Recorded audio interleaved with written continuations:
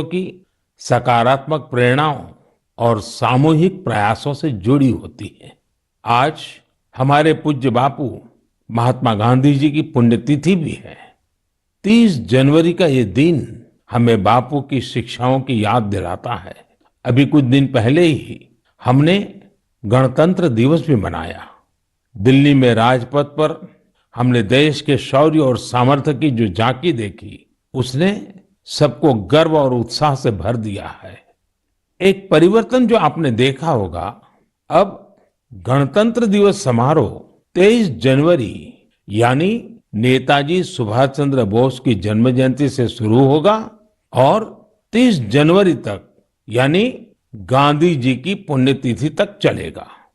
India gate पर नेताजी की digital प्रतिमा भी स्थापित की गई है। इस बात का जिस प्रकार से देश ने स्वागत किया, देश के हर कोने से आनंद की जो लहर उठी, हर देशवासी ने जिस प्रकार की भावनाएं प्रकट की, उसे हम कभी भूल नहीं सकते हैं।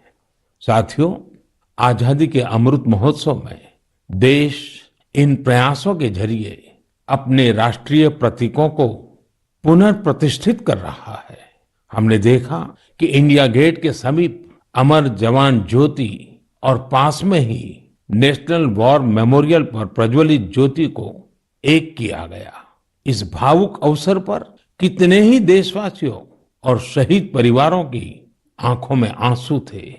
नेशनल वॉर मेमोरियल में आजादी के बाद से शहीद हुए देश के सभी जाबाजों के नाम अंकित किए गए हैं। मुझे सेना के कुछ पूर्व जवानों ने पत्र लिखकर कहा है कि शहीदों की स्मृति के सामने प्रज्वलित हो रही अमर जवान ज्योति शहीदों की अमरता का प्रतीक है। सच में अमर जवान ज्योति की ही तरह हमारे शहीद, उनकी प्रेरणा और उनके योगदान भी अमर है। मैं आप सभी से कहूंगा, जब भी अवसर मिले नेशनल वॉर मेमोरियल जरूर जाएं, अपने परिवार और बच्चों को भी जरूर ले जाएं। यहाँ आपको एक अलग ऊर्जा और प्रेरणा का अनुभव होगा। साथियों, अमृत महोत्सव के इन आयोजनों के बीच देश में कई महत्वपूर्ण राष्ट्रीय पुरस्कार भी दिए गए। एक है प्रधानमंत्री राष्ट्रीय बाल पुरस्कार। ये पुरस्कार उन बच्चों को मिले जिन्होंने छोटी सी उम्र में साहसिक और प्रेरणादायी काम किए हैं। हम सबको अपने घरों में इन बच्चों के बारे में जरूर बताना चाहिए। इनसे हमारे बच्चों को भी प्रेरणा मिलेगी और उनके भीतर देश का नाम रोशन करने का उत्साह जगेगा। देश में अभी पद्म सम्मान की भी घोषणा हुई है। पद्म पुरस्कार पाने वाले में कई ऐसे नाम भी हैं जिनके बारे में बहुत कम लोग जानते हैं। ये हमारे देश के अनसंग हीरोज हैं, जिन्होंने साधारण परिस्थितियों में असाधारण काम किए हैं। जैसे कि उत्तराखंड की बसंती देवी जी को पद्मश्री से सम्मानित किया गया है। बसंती देवी ने अपना पूरा जीवन संघर्षों के बीच जिया। कम उम्र में ही उनके पति का निधन हो गया था और वो एक आश्रम में रहने लगी। यहाँ रहकर उन्होंने नदी को बचाने के लिए संघर्ष किया और पर्यावरण के लिए असाधारण योगदान दिया। उन्होंने महिलाओं के सशक्तिकरण के लिए भी काफी काम किया है।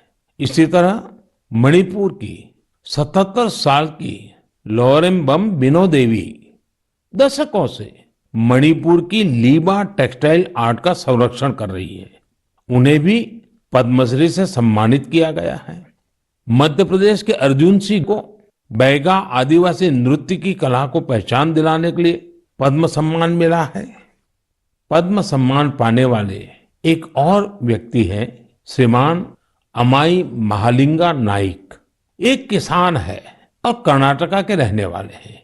इन्हें कुछ लोग टनल मैन भी कहते हैं। उन्होंने खेती में ऐसे ऐसे इनोवेशन किए हैं जिन्हें देखकर कोई भी हैरान रह जाए। इनके प्रयासों का बहुत बड़ा लाभ छोटे किसानों को हो रहा है। ऐसे और भी कई अनसंग हीरोज हैं जिन्हें देश ने उनके योगदान के लिए सम्मानित किया है। आप जरूर इनके बारे में जानने की कोशिश करिए। इनसे हमें जीवन में बहुत कुछ सीखने को मिलेगा।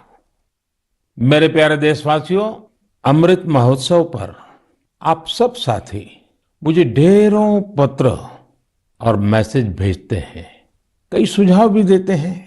इसी श्रृंखला में कुछ ऐसा हुआ है जो मेरे लिए अविस्मरणीय है। मुझे 1 करोड़ से ज्यादा बच्चों ने अपने मन की बात पोस्टकार्ड के जरिए लिखकर भेजी है। ये 1 करोड़ पोस्टकार्ड देश के अलग अलग हिस्सों से आए हैं, विदेश से भी आए हैं। समय निकालकर इनमें से काफी पोस्टकार्ड को मैंने पढ़ने का प्रयास किया है। इन पोस्टकार्ड्स में इस बात के दर्शन होते हैं कि देश के भविष्य के लिए हमारी नई पीढ़ी की सोच कितनी व्यापक और कितनी बड़ी है। मैंने मन की बात के श्रोताओं के लिए कुछ पोस्टकार्ड छांटे हैं जिन्हें मैं आपसे शेयर करना चाहता हूं। जैसे यह एक असम के गुवाहाटी से रिद्धिमा स्वर्गियारी का पोस्टकार्ड है। रिद्धिमा क्लास 7th की स्टूडेंट है और उन्होंने लिखा है कि वो आजादी के 100वें साल में एक ऐसा भारत देखना चाहती हैं जो दुनिया का सबसे स्वच्छ देश हो, आतंकवाद से पूरी तरह से मुक्त हो, 100% साक्षर देशों में शामिल हो, जीरो एक्सीडेंट कंट्री हो और सस्टेनेबल तकनीक से फूड सिक्योरिटी में सक्षम हो। रिद्धिमा, हमारी बेटियां जो सोचती हैं, जो सपने देश के लिए देखती हैं, वो तो पूरे होते ही हैं जब सबके प्रयास जुड़ेंगे। आपकी युवा पीढ़ी इसे लक्ष्य बनाकर काम करेगी तो आप भारत को जैसा बनाना चाहती हैं वैसे जरूर होगा। एक पोस्टकार्ड मुझे उत्तर प्रदेश के प्रयागराज की नव्या वर्मा का भी मिला है।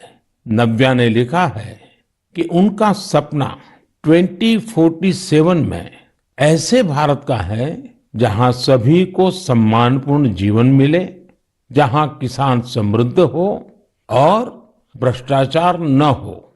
नव्या, देश के लिए आपका सपना बहुत सराहनीय है।